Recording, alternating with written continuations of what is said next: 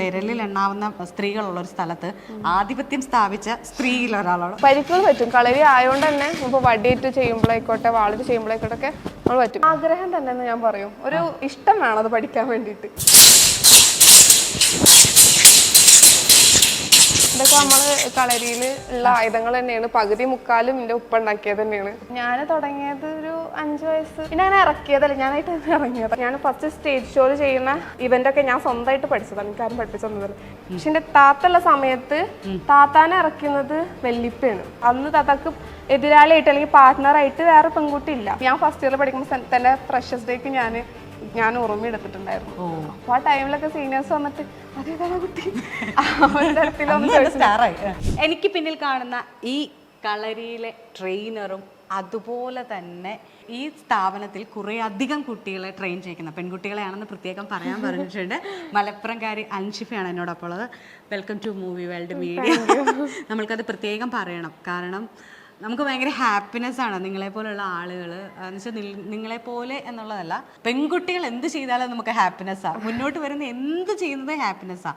അതും ഇതൊക്കെ എന്ന് പറയുന്നത് ആണുങ്ങൾ കൂടുതലായിട്ടുള്ളത് വിരലിൽ എണ്ണാവുന്ന സ്ത്രീകളുള്ളൊരു സ്ഥലത്ത് ആധിപത്യം സ്ഥാപിച്ച സ്ത്രീയിൽ ഒരാളാണ്. പക്ഷെ എന്നെ ഇങ്ങനെയൊന്നും പറയരുത്, ശരിയാ, സൂക്ഷിച്ച് പറഞ്ഞില്ല പുറകിലിരിക്കുന്നിടത്ത് വന്നാൽ ഞാൻ തീരും.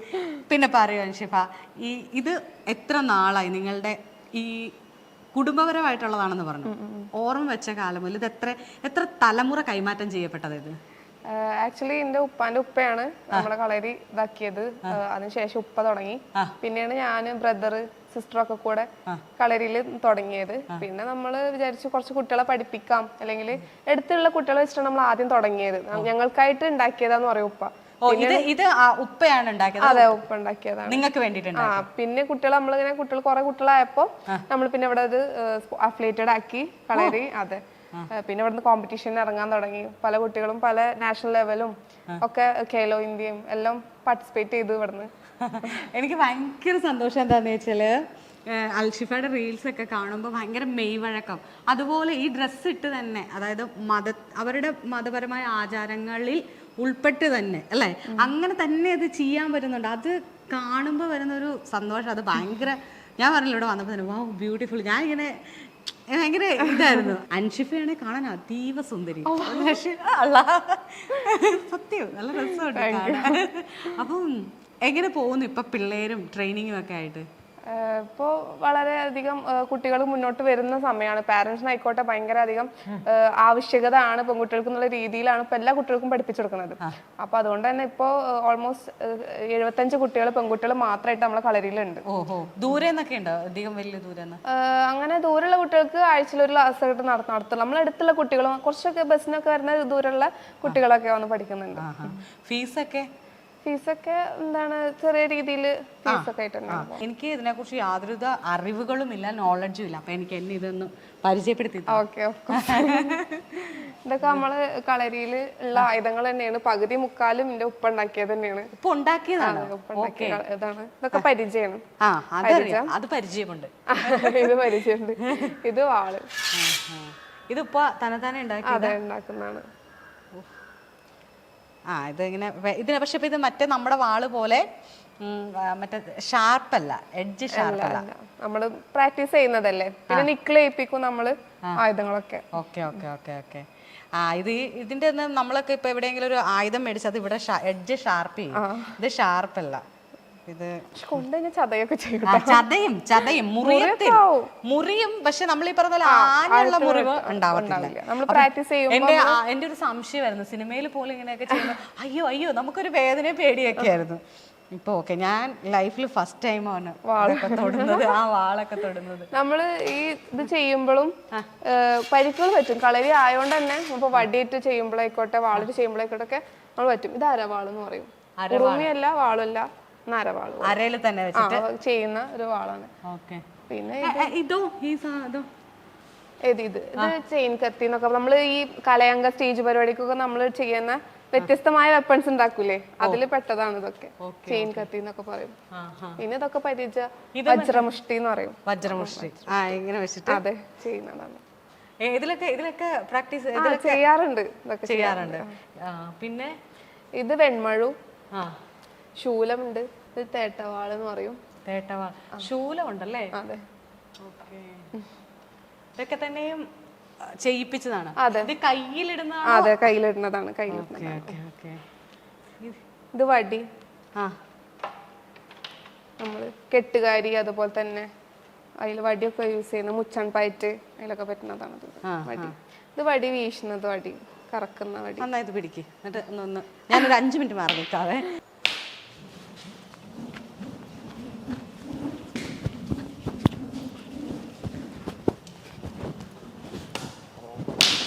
എന്റെ ക്യാമറമാൻ പറയാ അതൊന്ന് ഓഫാക്കാൻ, ഇപ്പം നിങ്ങൾ പ്രവർത്തിപ്പിക്കുന്ന യന്ത്രം ഒന്ന് ഓഫാക്കാൻ. ഇത് ഇപ്പൊ ഇത് ചെയ്തില്ലേ വടി കൊണ്ട്, ഇതിന് എന്തെങ്കിലും തട എന്നാണോ? നിങ്ങൾ എങ്ങനെ ഇതിനെ? നമ്മള് വടി വീശലാണ്, നെടുവടി വീശൽ എന്ന് പറയും. നമ്മള് സാധാ സെന്റർ പിടിച്ചിങ്ങനെ വീശുന്നുണ്ട്, ഇങ്ങനെ പിടിച്ച് വീശുന്നുണ്ട്. അതിൽ വെട്ടൊരിനും വീശലിൽ വെട്ടൊരിനും. ഓക്കെ.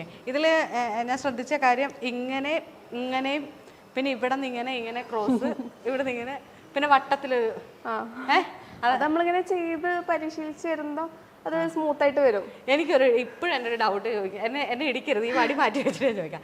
നമ്മളെപ്പോഴും ഇപ്പൊ ഈ ഇങ്ങനെയൊക്കെ കളരിയൊക്കെ ഇങ്ങനെ പഠിച്ചല്ലോ, അപ്പൊ ഇത് കളരി പഠിക്കാത്ത ഒരാളുണ്ടല്ലോ, ഇപ്പൊ ഞാൻ കളരി പഠിച്ചിട്ടില്ല, അപ്പൊ നിങ്ങൾ ഇങ്ങനെ വീശുമ്പോ നമുക്ക് ലഗാനും ഇല്ല നിങ്ങൾ എവിടെന്നാ വീശുന്നതെന്ന്, മനസ്സിലായോ? പക്ഷെ കളരി പഠിച്ച ഒരാൾക്ക് നിങ്ങൾ ഈ വീശുന്നത് അടുത്ത വീശുന്നത് ഇതാണെന്നറിയാം.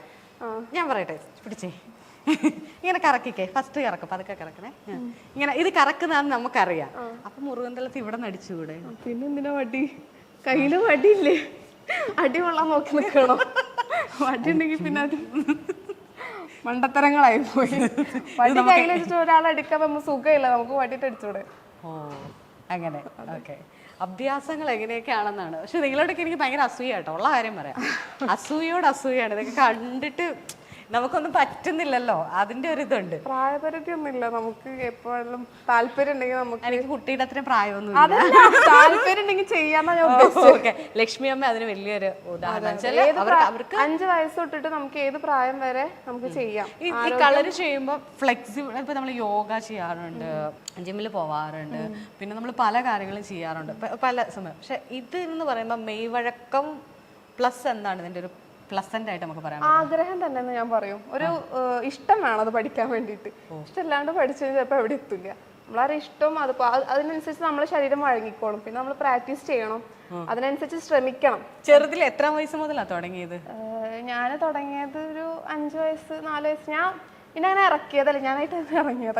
ഞാൻ പറഞ്ഞ എന്റെ ആരിഫ താത്ത ആയിക്കോട്ടെ, ആഷിഫ് ബ്രദർ ആയിക്കോട്ടെ, ഇവര് പ്രാക്ടീസ് ചെയ്യുമ്പോൾ ഞാൻ കാണാറുണ്ട് ഡെയിലി.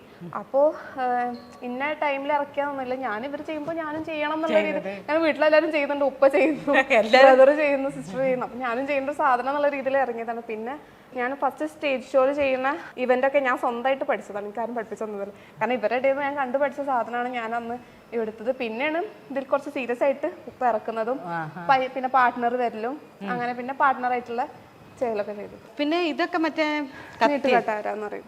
നീട്ടുകെട്ടാര. ഇതിലൊക്കെ ഇവിടെ പെൺകുട്ടികൾക്കും ട്രെയിനിങ് ഉണ്ടല്ലേ?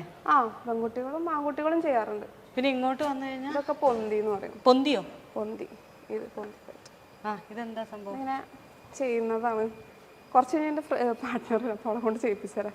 ഇങ്ങനെ ചെയ്യുന്ന പയറ്റിൽ വരുന്നത് തന്നെയാണ് ഇതൊക്കെ. ചുമ്മാ അപ്പുറത്തെ ഓപ്പോസിറ്റ് ഒരാളുണ്ടാവും നമ്മൾ പയറ്റുമ്പോ. ചുമ്മാ ഇതിങ്ങനെ വീട്ടിലല്ല ചെയ്യും, അപ്പുറത്തെ ഒരാളുണ്ടാവും. ഇത് മാൻകൊമ്പ്.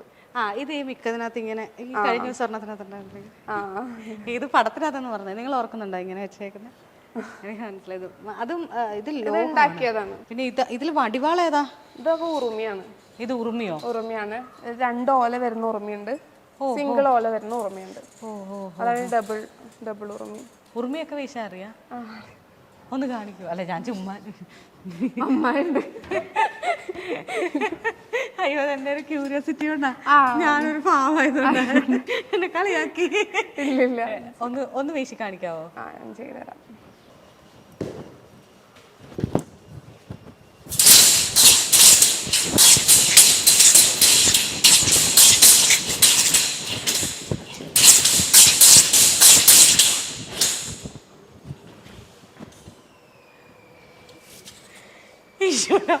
ആദ്യത്തെ ഇതിൽ തന്നെ ഞാൻ അവിടോട്ട് ഓടിപ്പോയി. സത്യമായിട്ട് ഞാനിവിടെ ഓടി ക്യാമറ ഇട്ടെന്നെ കാണായിരുന്നു. ഞാൻ പേടിച്ചു പോയി.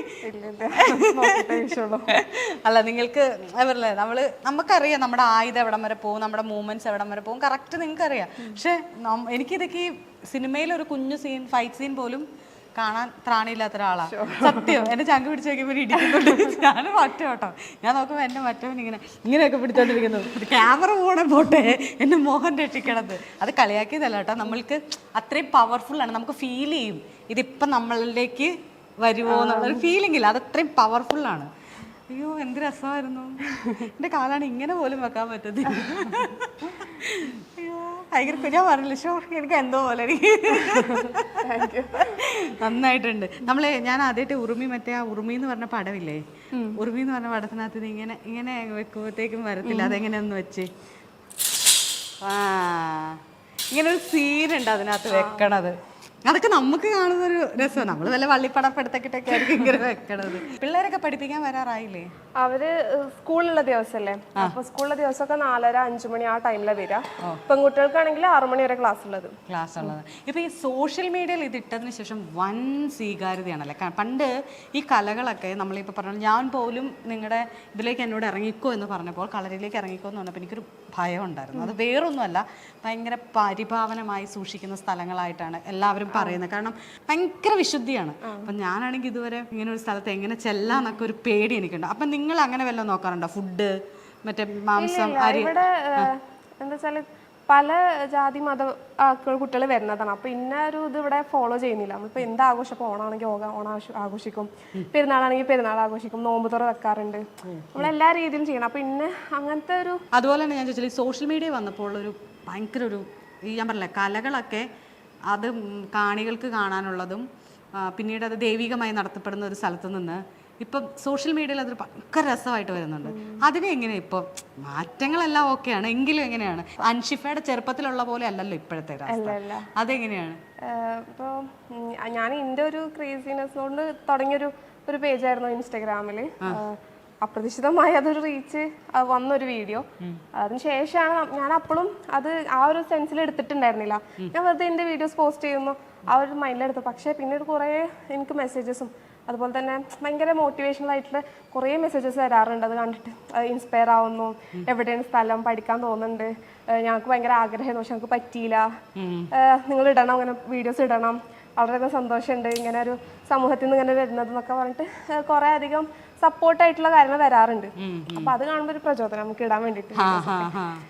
ഇപ്പൊ പിന്നെ നമ്മുടെ പൊന്നിയത്തങ്കം എന്നുള്ളൊരു പരിപാടി ഉണ്ടായിരുന്നു തലശ്ശേരി വെച്ചിട്ട്. അപ്പൊ അതിനുശേഷം അതിൽ നിന്നൊരു വീഡിയോ സ്പീക്കർ പോസ്റ്റ് ചെയ്തിട്ടാണ് കുറച്ചും കൂടി വൈറലായത് അല്ലേ. അപ്പോൾ നമുക്ക് കുറേ പേര് ഇപ്പൊ വേറെ കടയിട്ടായിക്കോട്ടെ അവരുടെ വീഡിയോസും കാര്യങ്ങളൊക്കെ ഇടാറുണ്ട്.